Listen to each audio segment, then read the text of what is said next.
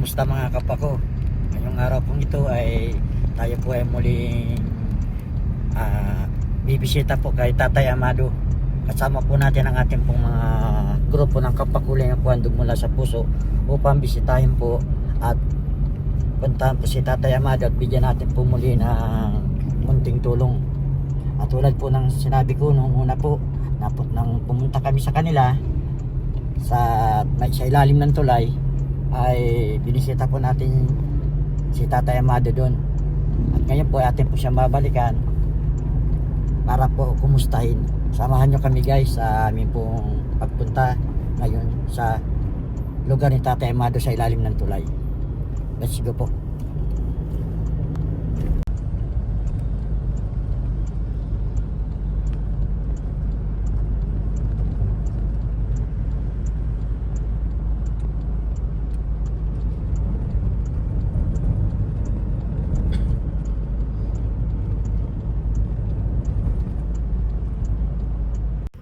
Pati ito na ang i-resin.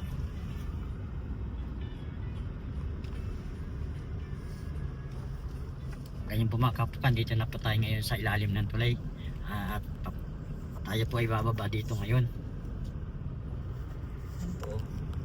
Lapit na po tayo sa tinitirahan ni Tatay Amado. Bababa po tayo dyan sa ilalim ng tulay mga kapwa ko.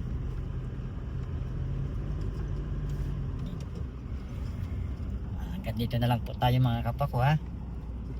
Dadaba po kami dito sa anong ito, nakababa. Andito po tayo mga kapwa ko sa lugar po ni Tatay Amado. Ito po ang lugar na Tatay Amado. Kung pagmamasdan niyo po, napakatarik at napakataas po ng bababaan nung Tatay Amado pag siya po umuwi dyan sa kanyang tahanan sa ilalim ng tulay. Ang problema lang po mga kapwa ko ay hindi po namin naabutan si Tatay Amado. Wala po siya nga dito sa kanyang munting tirahan sa ilalim ng tulay. So hahanapin po namin siya mga kapwa ko kung saan dito banda naroon siya. Kasama po natin ang ating mga staff. Kahit po sa kainitan po ng araw ay pinipilit po natin na bisitahin si tatay para po kumustahin ang kanyang kalagayan. Para po maabutan natin muli ng kanyang mga pangangailangan sa pang-araw-araw. So sa ngayon po mga kapakod, wala po si Tatay Amado. Antabi po tayo maya-maya po ha mga kapakod.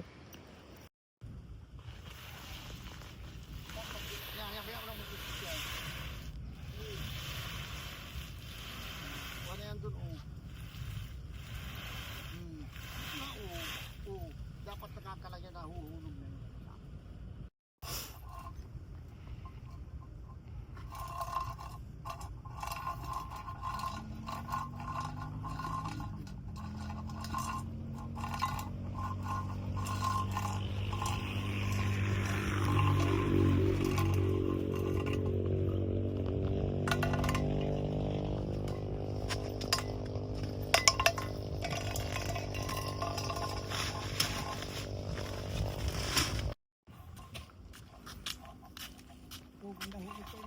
Dito na po tayo mga kapwa ko.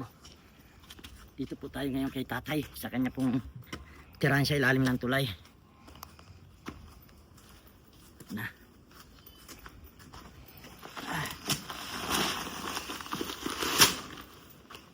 Ay. Ay, kumusta po tay? Kumusta po ang araw natin ngayon tay? Ano tayo ginagawa mo ngayon dyan? Nagsasaing ko? Nagsasaing. Tay, nagbisita ako ulit sa'yo, tay. Tay Amado. Parang mamayang hapon. Binisita po ulit kita.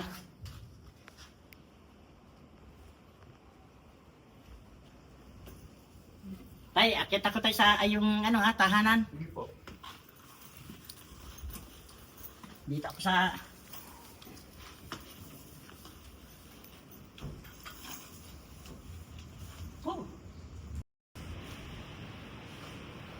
Ito po mga kapwa ko, ngayon po ay narito na po tayo kay Tatay Amado. Nabutan po natin si tatay na kasalukuyan po na isa ay nagsasaing, nagpapaligid po para po sa kanyang Hapunan. hapunan daw po ito. Hapunan po ba tayo? Tanghalian? Hapunan. Para po sa hapunan. Ito po siya mga kapwa ko. Hindi po tayo hininga. Sobrang init. Tay, kumusta po tayo? Ilang bis na po kami pumupunta rito, hindi namin kayo nakikita. Ngayon lang po namin huli kayo na naabutan. Nandun ako sa maritime. Sa Maritime po. Saan po yun? Diyan. Dito po. Ano pong ginagawa niyo dyan, Tay? Nandun ng TV. Nanonood po kayo ng TV. Pag wala po kayo dito, nahin kayo dyan sa may 5 hoopers? Maritime. Maritime? Naglilibang-libang kayo. Oo. So, ang tagal namin tayo napunta dito. Nakailang balik, hindi ka namin makita. Kung saan pa kami naghanap sa Itay. Yan po si Tatay Amado, mga kapa ko. Naabutan po natin, napakaswerte po at inabutan po natin si Tatay sa kanya pong munting tirahan dito sa ilalim ng tulay. Yan mga kapa ko. Uupo na rin ako dito at diyan ako tatayo. Paoy! Yan!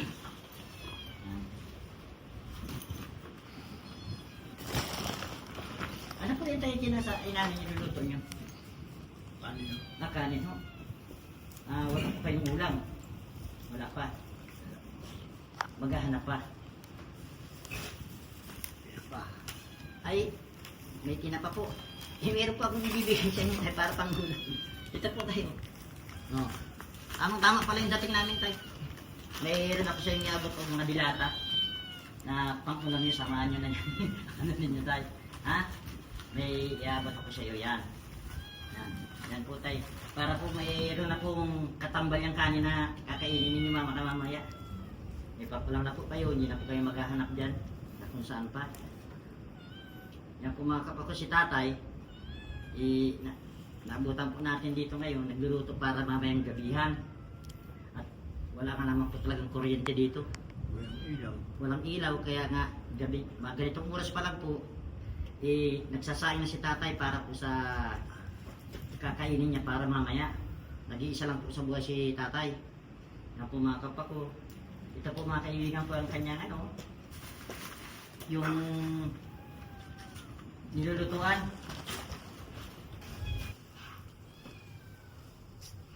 Ito po mga kapako. Ito po ang munting lutuan ni Tatay. Nagsasaing po si Tatay ng sinaing. Dito po ang kanyang munting kusina dito po sa ilalim ng tulay mga kapako. Ay, may nakita ko. Ano po yan? Gumagana? Hindi na. Hindi. Napulot nyo lang po.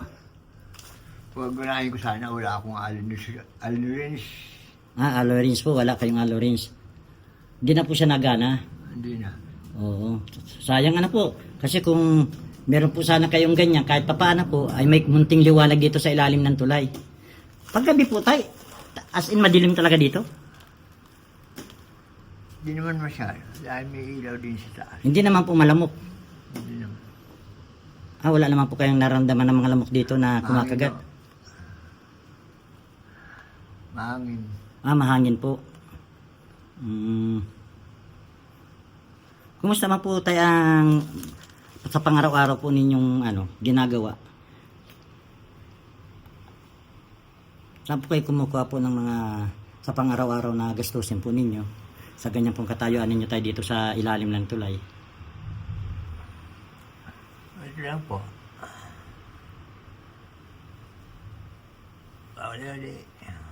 Nangangalakal. Nangangalakal po? Buti. Nagbubuti po kayo. Ito po. Oo. Binubuti. Tapos saan nyo na po dinadala tayo dito sa bilihan ng mga bote? May kumukuha sa inyo dito? Tindahan. Sa katulad nito tayo, ito kadami. Pag ito po ibininta ninyo, yan itong mga bote po ng basyo ng bote ng beer. Pag ito po ibininta ninyo, magkano po magiging price na po niyan sa inyo? 40 siguro yan. 40 pesos po. Sa ilang araw nyo po ito tayo hinanap sa basurahan? Isang araw lang. Isang araw lang po. Ito po ang nagiging pantawid gutom po ninyo sa pamamagitan po ng paghalungkat po dyan sa mga basurahan po. Po dyan sa mga tabi-tabing itinatapon po ng mga nasa gilid. Oo. Paano naman po tayo kung sakali man na wala po kayong nakukuha ang mga katulad ng ganito? Saan po kayo kumukuha ng pang-araw-araw? Yung pisyong ko, nagkakasya ko naman yun. Sa loob ng isang buwan po, nagkakasya? Ah, Oo. bibili ng bigas, budget. Budget po. Oo. Sa ngayon, nagkakasya na lang po kayo kung ano lang po yung pera na hawak ninyo, yun lang po pinagkakasya ninyo sa maghapon. Katulad po ngayon, tay, may kapit ba kayo ngayong pera? Wala. Wala. Kaya po pala, nagsasaing na lang kayo, kanin na lang po ang kakainin nyo. Kawawa naman po ang kalagayan pala ni tatay, mga kapako. Ito, yan. Nagsasaing po, kundi bigas lang, walang pong ulam. Yan. Umaasa lang po sa kanya pong mga nakalakal na mga bakal po. Yan, nakikita niyo mga kapako. Dito lang po niya iniipon. Tapos po, pag na marami-rami na, iya po ay binibinta niya po sa mga tindahan. Babayaran po ng 40 pesos. At pagkakasyahin naman po niya sa loob ng isang araw. Ganun po ba yun, tay? Di naman mga 2-3 araw. Ayun, 40 pesos po, 3 araw. Tipid na naman ni Lolo. Oh, Lolo, napakatipid niyo po. Noodles. Noodles po.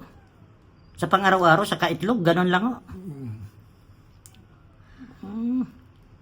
Wala. Kung gagastusin ng todo, di ubos lahat. Opo. Ayun, tipid po pala ninyo. Ano to? Ano po? Tatay Amado, no? Oo. Yan, mga kapako si Tatay Amado. Ha? Dito po siya, mga kaibigan ko, sa ilalim ng tulay. Yan po, mga kapako, ha? Yan. At ang kanya pong ginagawang hagdan ay tali lang po. Ayan po, napakalayo. Yan po. Delikado po para kay tatay. Tay, matanong kita. Kung sakali tay may matitirang ka na malilipatan, okay lang po ba sa iyo? Okay lang. Kahit nga hindi na po dito sa lugar na to? Kasi napakadelikado po nito tay para sa inyo. May prospect na nga akong Saan po? kuwan. Diyan sa Ugpaan. Hugpaan po. May babahayan po kayo dyan? May bahay. Bahay po. Binigay. Bahayan, bibilhin. Bibilin po. Paano kayo po mabibili? Tay, sa paano pamamaraan po? Yung nasukatan ng, yung nabigyan ng right, pag bibili yung right niya, Magkano daw po yung rights? 100 daw. Sandam, 100,000 pesos? O, saan po kayo tayo kukuha ng pambayad? Sa katulad po na yung ganito po, wala po. Kawawa ka naman pala, Lolo. Eh kung sakali, Lolo, halimbawa, bigyan kita ng natitirhan, okay lang po sa'yo? Okay lang. Hindi po dito sa tulay na to. Kasi napakadelikado po. Meron po akong alam na pwede kitang patirahin doon. Kasi mas delikado po sa inyo tayo ang lugar na to eh. Sa katulad po ninyo na maedad na po. Tapos taas baba pa kayo rito sa hagdanan at sa akit pa doon sa itaas, lulubid. Eh baka po mahulog kayo. Yan po ang isa pang problema. Ano po tayo no? Dahil nga po sa kapos kayo at hirap sa buhay, kaya nagkakasya na lang kayo dito.